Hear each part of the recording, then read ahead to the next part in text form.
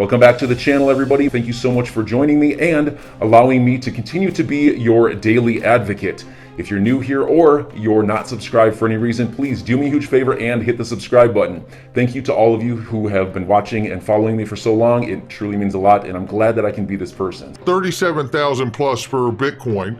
We see Ethereum at 2,600 plus, both of them off by right around 12%. And we see here XRP at the number 7 spot is 76 cents. We're off by 4.73, all of which is on the 7-day for all three mentioned there. So look at the range of price really quickly here, 75 cents on the bottom and 80 cents on the top.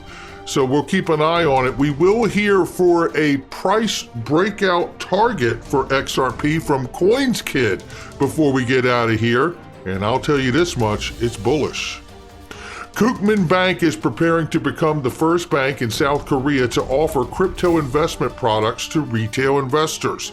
It's happening, ladies and gentlemen. South Korea's largest bank, KB Bank, announced that it planned to launch several crypto investment funds as soon as possible.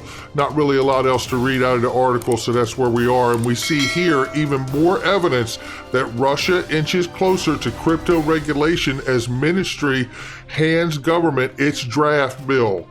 You know, again, I feel, and glass half full, speculating here, that the U.S. is intentionally waiting till the fourth quarter 2-minute warning to do what they're going to do in regards to regulation and even central bank digital currencies, which may come sometime after. We will see. But I do believe that it is about getting the rest of the world, economies and governments, to participate and get their regulation and get their CBDC developed. And then you're going to see in one fell swoop the U.S. do major things, which I believe, and I still hold hope for, which will put us to the front of the line of the fourth industrial revolution. And this, I believe, is evidence of it. Here is the Biden executive order on cryptocurrency oversight and stablecoins this week. I do believe it's going to be more of a directive for the agencies involved in crypto regulation and stablecoins, more so than it will be a, this is what we're doing. Now, we shall see, right? It's not here yet, but we are expected to get it sometime this week. Joe Rogan getting red-pilled on central bank digital currencies and crypto. Now it's time to get John Deaton on Joe Rogan. Jamie Vernon, if you hear us, I tell you, it would be an amazing show and such a great follow-up to this incredible podcast you had here with this gentleman, really getting Joe up to speed on programmable central bank digital currencies. We need him to find out about XRP and how it can bridge us to protect us from program money and to reveal ETHgate, the biggest financial scandal in quite a while, in many, many decades, that is for sure. So right here, I encourage all of you to tweet this, tag Jamie Vernon and Joe Rogan. Let's keep it up. And I have in my description and comment box, I have a link to directly take you to Joe Rogan's page to submit John Deaton as a guest. Listen to this clip here. This guy breaks it down pretty well, the scary side of programmable central bank digital currencies. Check it out. Group. Our chancellor, who does our economy, called Chancellor of the Exchequer, his name's Rishi Sunak. He's put out this video. This is all on my feeds, by the way, my social feeds. He put out this video saying that what they want to do is bring in this thing called the central banking digital currency. They want to replace fiat paper money with digital money as a competitor to Bitcoin and crypto money, right? But instead of being decentralized currency, it will be controlled by a government. It's digital currency, but controlled centrally through the banks, Bank of England. So instead of having a bank account with whatever, HSBC or Bank of America, you'll have a bank account directly with, in the American context, with the Fed. In the UK, directly with the Bank of England. You have a personal bank account, and you're given digital money in that bank account. These are called central banking digital currencies. The Chancellor of the Exchequer in the UK has already announced their intention to do this as the G7 group. And these, if you look up... this sounds terrifying. If you look up the Telegraph newspaper... So I've already Googled it and there's a lot of headlines about it. Yep, there's a specific article in the Telegraph, programmable digital currency, yeah? If you can't find it, I'll pull it out from my Twitter feed and we can talk through it on my feed. But while he's looking for that, I'll talk you through it. So one of these central bank digital currency, is that the one down below? digital currency should be programmable. See that one there? Yeah. He's looking at it even on the search. It says the word programmable. The top search result. Yep. Third line down. I see it. Yep. Should be programmable. Programming. Yeah. Now, see again. There's a paywall, but Start your free trial. Yeah. But you can see the word there, right? Programming in the headline. Now, what they're doing is they're saying that this digital currency, once you're, because everyone knows that with inflation at over 5%, it's now 5.4%, right? Our fiat money, the paper money, is increasingly becoming worthless, and we're headed towards a big disaster. The Fed wants to raise interest rates. But we're in so much debt that if you raise interest rates, people are going to suffer because we're living on debt as Western economies. So they realize that this kind of the lifespan of paper money is fast coming to an end because of the 2008 economic crash in particular. So they're bringing in these central banking digital currencies. Why is that word programmable in there?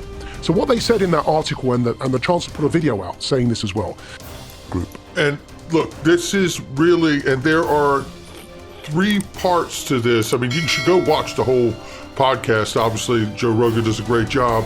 And so does this gentleman here, breaking down what is really taking place. And there's a much darker implication to all of this. I encourage you to go watch it, especially part 3 that's on my Twitter feed. And I'm not going to play it here because we know how YouTube can be. But nevertheless, this sets the tone. This is why it's important to have a bridge currency, and it's also why I believe it is important, certainly here in the United States, as Tom Emmer has said and submitted a bill for, that the Federal Reserve not be allowed to directly issue digital dollars to the citizens or provide bank accounts to them, because this is what he's concerned about, and so am I, and I believe all of us should be. Let's take a pivot into what we should be concerned about, and it's this SEC versus Ripple case.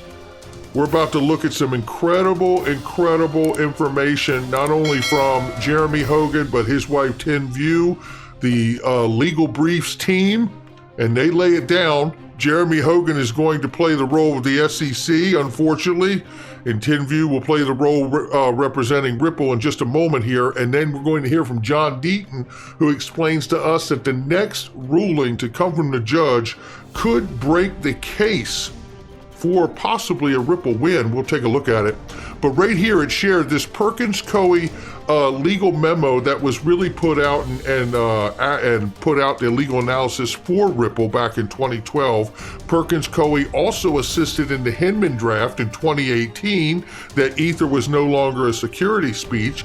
Perkins Coie website then posts that other senior officials and the chair of the SEC are in growing consensus. I'm not going to read the whole thing to you, but look, you see what a calamity all of this has become.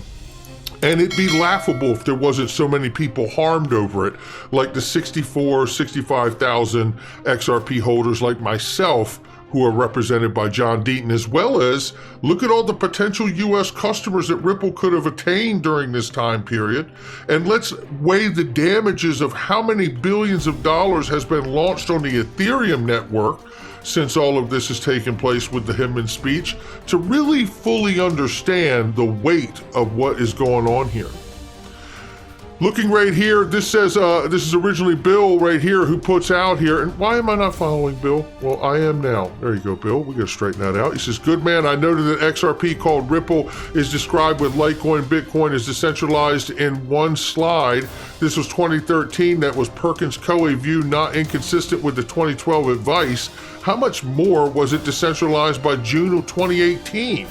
Exactly the point here, says John Deaton. If XRP was ever an investment contract of Ripple, it would have been most likely one in 2012 when it began. Yet the legal conclusion was that it was not by Perkins Coie. As each year passed, the ecosystem for XRP grew and XRP became less and less of an investment contract of Ripple's. You can't say it any better, you really can't. But I tell you what, you can when you're breaking down the case.